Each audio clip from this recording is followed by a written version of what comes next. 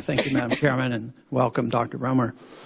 I'm not very good at the partisan blame game, but I am very interested in the business cycle and why we have unemployment.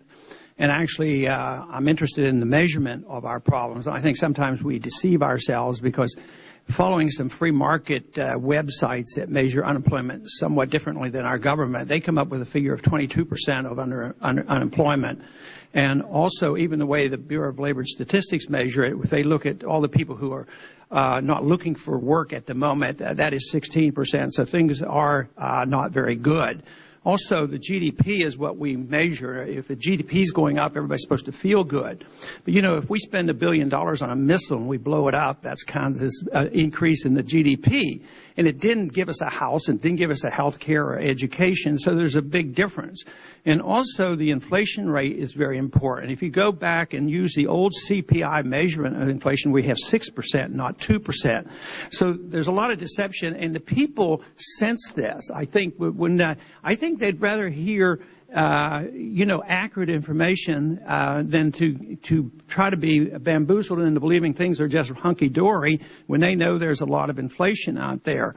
The other thing that I have concern about in measuring the GDP, if you looked at the GDP in a private way, if somebody had a $200,000 job and he lost a job and the family had $200,000 or $300,000 of debt, for them to be told that what they need is $1 million loan and spend it, buy a house and buy a car and live high, and their personal GDP goes up. But they never measure the debt.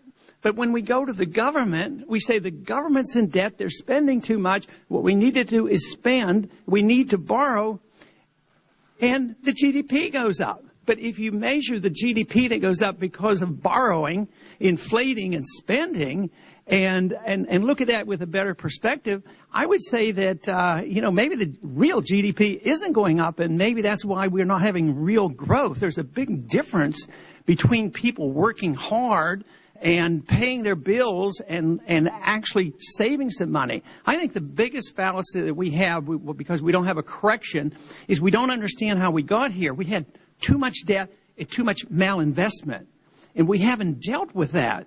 And when you get too much of it, you have to liquidate it. When you get in over your head and you can't pay the bills, you either have to declare bankruptcy or work hard or take a new job. But we can see this as an individual or company, but evidently, our economic theory now is that governments are exempt for those kind of economic rules. And I yield back the balance of my time. I thank the gentleman.